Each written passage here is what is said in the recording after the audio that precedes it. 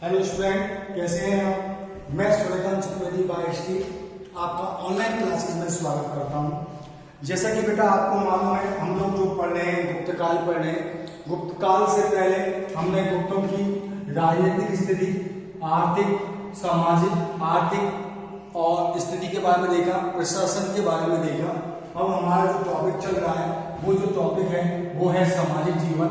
सामाजिक जीवन की बात की जाए तो बेटा मैं सीधा सा आपको बताना चाहूंगा कि सामाजिक जीवन के अंतर्गत अगर देखा जाए तो यहाँ पर भी समाज के अंतर्गत अगर देखा जाए तो इस काल में भी 4 सोपानों के अंतर्गत समाज पूरा विभाजित था, 4 भागों में विभाजित था। इस स्थिति के अंतर्गत भी अगर देखा जाए तो मक्ष कटिकम नामक जो नाटक है, इस नाटक के अंतर्गत चारुदत्त का उल्लेख मिलता है। चारुदत्त कौन था? एक ब्राह्मण व्यक्ति था जिसके द्वारा वाणिज्य का कार्य किया जाता था। किसका कार्य किया जाता था? वाणिज्य का कार्य किया जाता था। इसका भी उल्लेख प्राप्त होता है। इसके साथ में देखा जाए तो नवीन जातियों का उद्भव भी इस काल के अंतर्गत हुआ है। समाज के अंदर अस्पृश्यता इस काल में भी विद्यमान थी। चांडाल जैसी जातियां के बारे में भी उल्लेख किया गया है। अगर कुल मिलाकर देखा जाए सामाजिक प्रशासनिक कार्य को करने के लिए अगर देखा जाए तो एक वर्ग का उल्लेख और मिलता है, वो है कायस्थ। कायस्थ वर्ग का उल्लेख मिलता है जो सामान्यतः अगर देखा जाए तो ये जो कायस्थ वर्ग था लेखकीय गणना आय व्यय का हिसाब रखता था। लेखकीय गणना आय व्यय इत्यादि का हिसाब इस वर्ग के द्वारा रखा जाता था।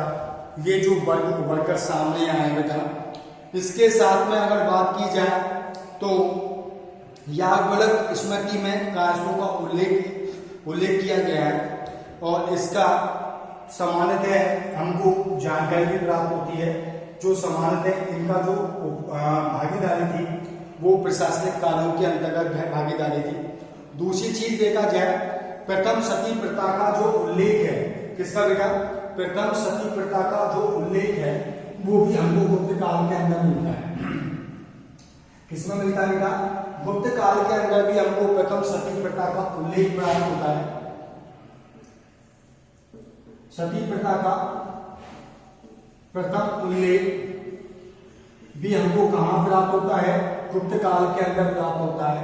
यहां पर हमको पता चलता है कि 510 ईस्वी के एरन अभिलेख के अंतर्गत 510 ईस्वी के एरन अभिलेख में प्रथम सती प्रथा का उल्लेख मिलता है।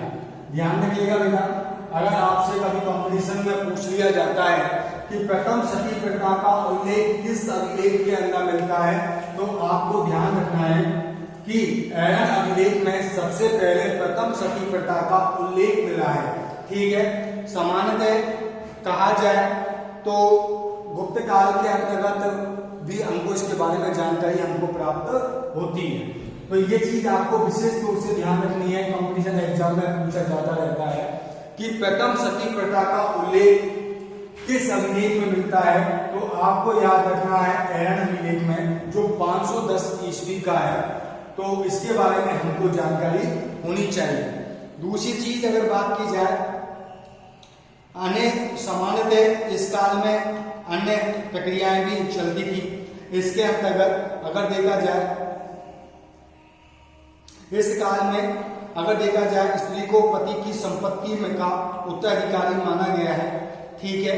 गुप्त काल में 15 प्रकार के दासों का उल्लेख भी मिलता है। यहाँ पर जो दास व्यवस्था थी, उस दास व्यवस्था के अंदर 15 प्रकार के दासों का, कितने प्रकार के दासों का? 15 प्रकार के दासों का उल्लेख भी इस काल के अंतर्गत हमको प्राप्त होता है। ठीक है। उसके पश्चात में ये इनका सामाजिक जीवन था। सामाजिक जीवन के बाद में सामाजिक जीवन में आपको विशेष तौर से जो ध्यान रखना है बालकों, वो रखना है सती प्रथा का प्रथम उल्लेख 510 ईस्वी के अंदर एरन अभिलेख के अंदर जो प्राप्त हुआ है। और अगर पूछा जाता है कि क्या गुप्त काल के अंदर दास व्यवस्था प्रचलित थी, तो हमको ये बताना है कि गुप्त काल में दास व्यवस्था प्रचलित थी। दूसरा आता है नेक्स्ट गुप्तकालीन कला।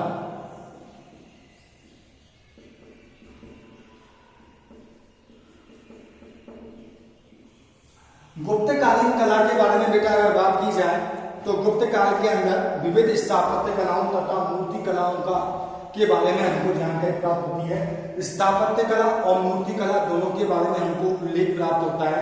चित्रकला के कारण में भी अभूतपूर्व उन्नति हुई। इस काल के अंदर चित्रकला के क्षेत्र में भी महत्वपूर्ण उन्नति हुई है। मंदिर निर्माण की शुरुआत भी इसी काल में हुई। पहले चबूतरों पर मंदिर का निर्माण होता था, जिसके चारों तरफ क्या हुआ करती थी, सीढ़ियां हुआ करती थी। क्या होता था बेटा, चबूतरों का निर्माण होता था जिसके चारों तरफ क्या हुआ करती थी, सीढ़ियां होती थी। ठीक है, मंदिर के मध्य भाग तथा स्तंभ अलंकृत हुआ करते थे, जबकि भीतरी भाग सादा होता था। मंदिर की छतें प्राय सपाट बनाई जाती थी। मंदिरों में छोटे छोटे ईंटों एवं पत्थरों से बनाया जाता था। भीतरी गांव का मंदिर ईंटों का ही निर्मित था। जो भीतरी गांव का जो मंदिर मिला है वो किसका बना हुआ है, ईंटों का बना हुआ है। किसका बना हुआ है, ईंटों का बनाया हुआ है। देखिए, नागर शैली, डेविड शैली और बेसर शैली, इन दो अगर देखा जाए तो दो चीजों को हम उभर कर इस काल के अंदर आए। सामान्यतः पहले क्या हुआ करती थी, अगर देखा जाए तो मंदिर जो कला है, मंदिर का जो बनाया जाता था सामान्यतः बनाया जाता था। फिर उसके बाद में पहले चौतरा तैयार किया जाता था, फिर उसकी चारों तरफ से पिलर, चारों तरफ सीढ़ियां बनाई जाती थी। आगे चलकर एक नवीन शैली आई जिसका नाम था डेविड शैली। डेविड शैली के बाद में एक और आई बेसर शैली। तो अगर देखा जाए तो सामान्यतः तीनों प्रकार से इस काल के अंदर नागर शैली, डेविड शैली, मूर्ति स्थापत्य की और बेसर शैली,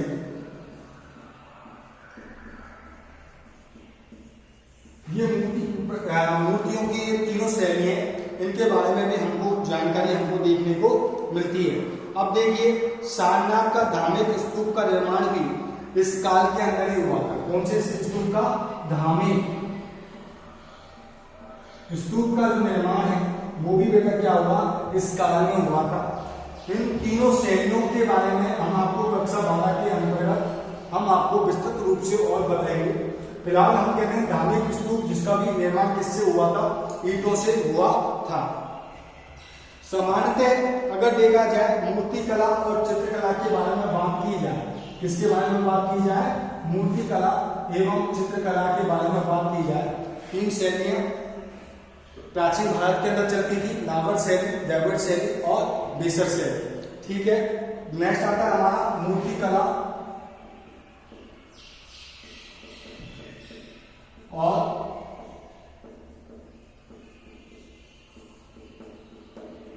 चित्रकला। मूर्ति कला और चित्रकार कला के बारे में बेटा मैं आपको बताना चाहूंगा। इस काल में अनेक देवी देवताओं की मूर्तियां बनने लगी। मूर्तियों में बुद्ध तथा तीर्थंकरों की मूर्तियां भी थी। मूर्तियां धातु की भी बनती थी, पत्थर की भी बनती थी। तो गुप्तकालीन धातु मूर्ति कला नालंदा और सुल्तानगंज की बुद्ध की मूर्ति उल्लेखनीय है। अगर धातु कला के अंतर्गत देखा जाए तो बुद्ध की, नालंदा और सुल्तानगंज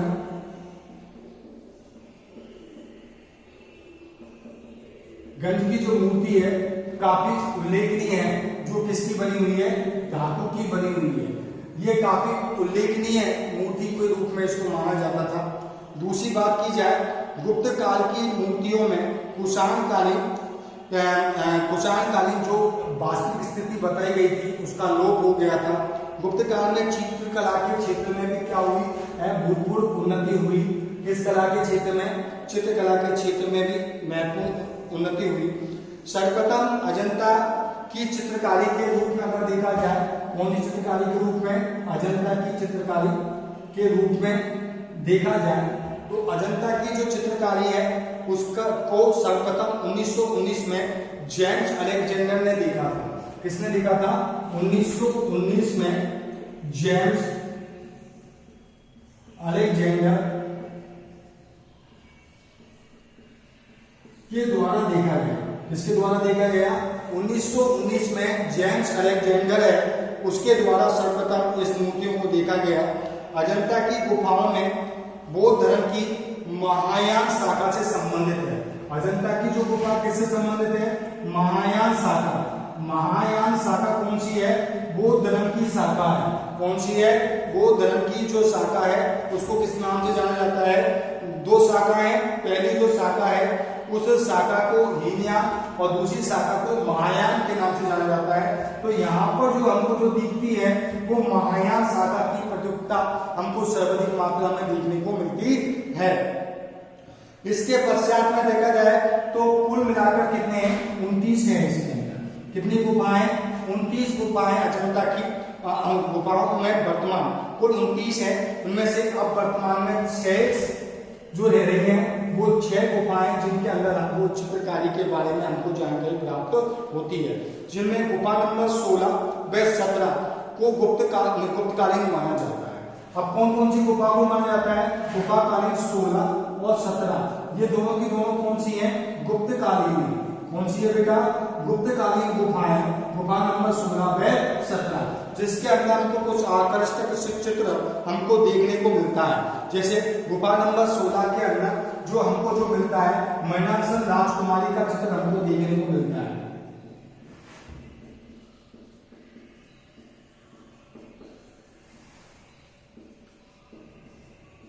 कौन सा मिलता है? मैनासन राजकुमारी का जो चित्र है वो हमको देखने को कहाँ मिलता है? गुफा नंबर 16। क्वेश्चन बनता है कि मैनासन राजकुमारी का चित्र कौन सी गुफा से मिलता है? अजंता की से। तो बेटा आपको ध्यान रखना है गुफा नंबर 16 कंपटीशन में पूछा जाता रहता है। ठीक है, तो इस तरीके के क्वेश्चन बनते हैं उनका भी हम आंसर हम आराम से दे सकते हैं। तो यहाँ पर जो क्वेश्चन बन रहा है वो क्वेश्चन बन रहा है मैनासन राजकुमारी का चित्र कौन सी गुफा संख्या से प्राप्त होता है? तो अजंता की गुफा संख्या 16 से हमको प्राप्त होता है।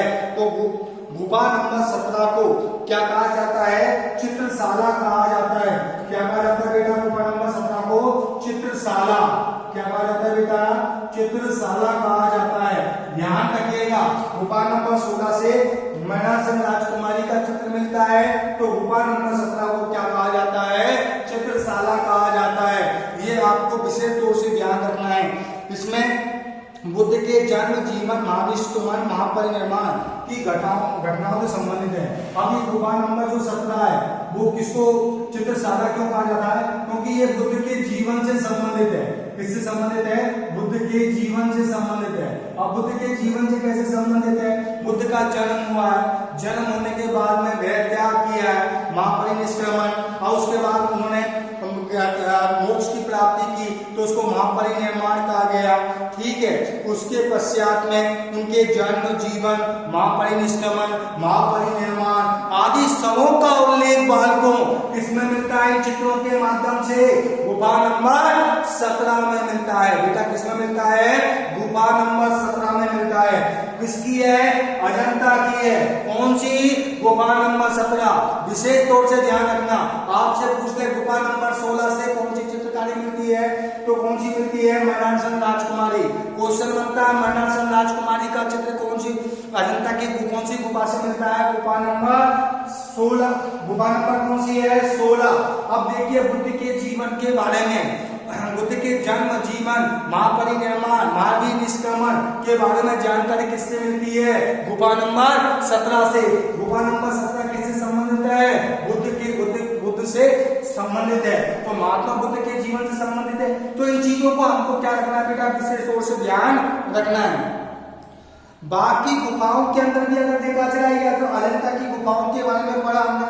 बाकी गुफाओं के अंतर्गत भी अगर देखा जाए जो विंध्य पर्वत के समीप, ग्वालियर के अंदर विंध्य पर्वत के समीप है बाकी गुफाएं, इन बाकी गुफाओं से भी हमको जानकारी प्राप्त होती है। इनके 1818 में डेजर्ट फील्ड के द्वारा इन गुफाओं को खोजा गया। इनमें 9 गुफाएं मिली है। बाकी गुफाओं में चित्र जो मिलते हैं आम जनजीवन से संबंधित चित्र मिलते हैं। जो बाकी गुफाएं कहाँ हैं? मध्य प्रदेश ग्वालियर के अंतर्गत बाकी गुफाएं मिलती हैं। आम जनजीवन से संबंधित गुफाओं के चित्र मिलते हैं। डेजरफील्ड के द्वारा इन गुफाओं को सबसे पहले खोजा गया था। किसके द्वारा खोजा गया? डेजरफील्ड ने सबसे पहले बाघ की गुफाओं को खोजा था। ध्यान रखिएगा, ये चीजें हमको ध्यान रखने योग्य है। 1919 में अजंता की गुफाओं की खोज किसने की? जेम्स अलेक्जेंडर ने की। तो बाकी गुफाओं की डेजरफील्ड के द्वारा की गई। इसके अंदर आम जनजीवन से संबंधित जानकारी मिलती है। कहां पर है? ग्वालियर के समीप। ठीक है, ये बेटा क्या था? गुप्तकालीन जीवन था। हम लोग थोड़ा कंपटीशन फाउंडेशन पढ़ रहे हैं तो थोड़ा शॉर्ट भी पढ़ रहे हैं, क्योंकि हमको जो आवश्यक है उन चीजों के बारे में हम देख रहे हैं। यहाँ पर जो नेक्स्ट पॉइंट है बेटा, आज का जो नेक्स्ट पॉइंट है आपके सामने मैं लेके आ रहा हूं, गुप्तकालीन विज्ञान, गुप्तकालीन विज्ञान और तकनीकी विकास, साइंस एंड टेक्नोलॉजी के बारे में पढ़ने, गुप्ताज के बारे में। आपको मैं बताऊं तो गुप्त काल को भारत का स्वर्णिम युग कहा जाता है। क्या कहा जाता है? स्वर्णिम युग। अब स्वर्णिम युग क्यों कहा जाता है? अब देखिए, विज्ञान और तकनीकी के क्षेत्र में काफी योगदान है। किसका? गुप्त काल का। विज्ञान और तकनीकी, विज्ञान और तकनीकी विकास के क्षेत्र में गुप्त काल का महत्वपूर्ण रूप से योगदान माना जाता है। किसका माना जाता है बेटा? गुप्त काल का महत्वपूर्ण रूप से योगदान माना जाता है। गुप्त काल के अंदर देखा जाए खगोल शास्त्र, बेटा क्या है? खगोल शास्त्र। खगोल शास्त्र के साथ में अगर देखा जाए गणित, चिकित्सा,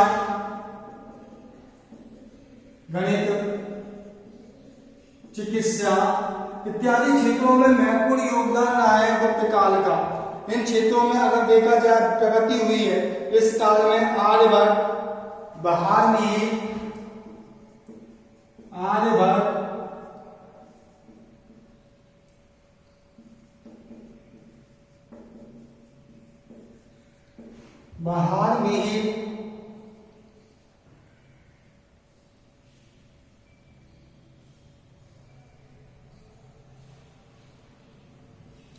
उसके बाद ब्रह्मगुप्त,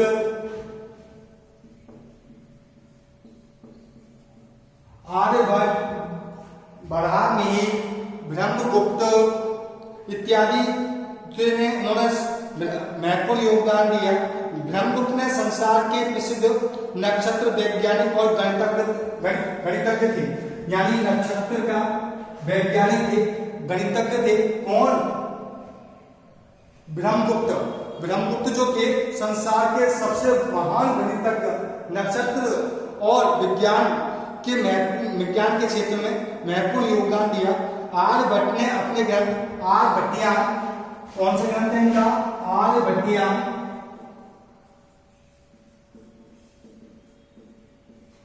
इनका महत्वपूर्ण ग्रंथ है आर्यभट्टियाम के अंतर्गत सर्वप्रथम प्रस्तुत किया कि पृथ्वी गोल है और वह अपनी धुरी पर घूमते हुए सूर्य का चक्कर लगाती है। सबसे पहले आर्यभट्ट ने कहा है बेटे पृथ्वी क्या है? गोल है, जो अपनी धुरी पर घूमते हुए क्या लगाती है? सूर्य का चक्कर, अपनी धुरी पर घूमते हुए सूर्य का चक्कर लगाती है, जिससे सूर्य ग्रहण और चंद्र ग्रहण होते हैं। क्या होते हैं? सूर्य ग्रहण व चंद्र ग्रहण होते हैं। किसके द्वारा बोला गया? आर्यभट्ट के द्वारा बोला गया कि पृथ्वी अपनी धुरी गोल है, अपनी धुरी पर घूमती है और सूर्य का चक्कर लगाती है, जिसके कारण सूर्य ग्रहण और चंद्र ग्रहण होते हैं। आर्यभट्ट ने ही दशमलव प्रणाली का विकास किया और ये जो दशमलव प्रणाली है,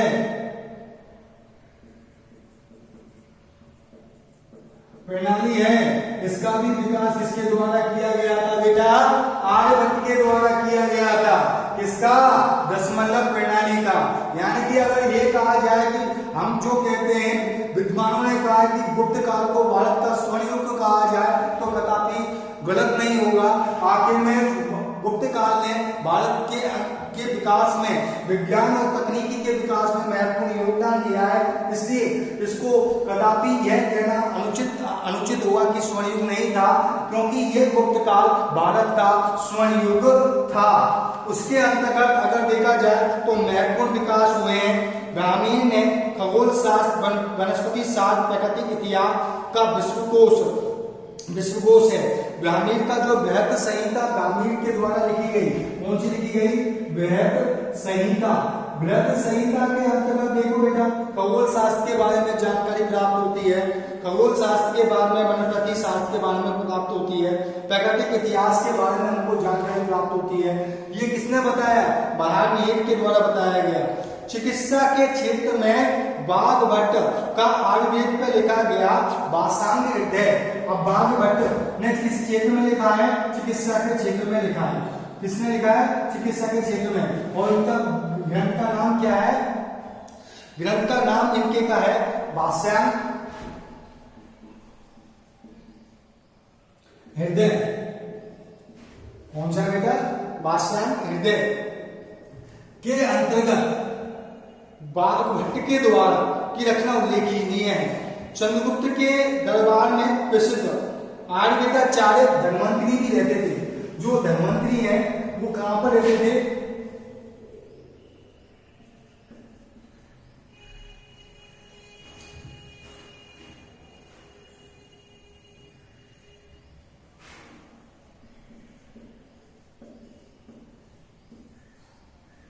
चंद्रगुप्त के दरबार में धन्वंतरी भी प्रसिद्ध महान विद्वान इनके दरबार में रहते थे।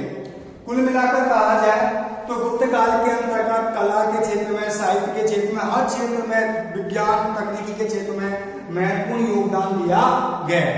अब इसके बाद में क्या हुआ बेटा? गुप्त काल के पतन के कारण, तो पतन के कारणों के अंतर्गत अगर देखा जाए, पतन के विभिन्न कारण थे। एक तो था अनुवांशिकीय शासकीय पद, जो अनुवांशिक आधार पर चल रहा था, बाप के बाद बेटा, पिता के बाद बेटा, फिर बेटे के बाद उसका बेटा। दूसरी चीज देखा जाए तो यहाँ पर अयोग्य एवं दुर्बल जो आगे चलकर अधिकारी हो गए, आगे चलकर शासन व्यवस्था का क्या कर दिया गया? सामंतीकरण कर दिया गया। उसी समय बाढ़ संकट भी हुआ, आर्थिक कारण भी रहे, आर्थिक संकट भी आया। तो ये महत्वपूर्ण कारण गुप्त काल के थे बेटा। आज हमारा जो ये टॉपिक है गुप्त काल, ये कंप्लीट हो गया है। आगे हम जो पढ़ेंगे उत्तर गुप्त काल के बारे में पढ़ेंगे और हम हर्षवर्धन के बारे में पढ़ेंगे। आप जो पढ़े इतिहास, हिस्ट्री पढ़ने भाई सूर्यकांत सर, कंटिन्यू आप मेरी क्लास से जुड़े हुए रहिए, आपको डेफिनेट फायदा मिलेगा। लगातार इनका उपयोग कीजिए। आज के लिए बस बेटा इतना ही, मिलते हैं नेक्स्ट वीडियो।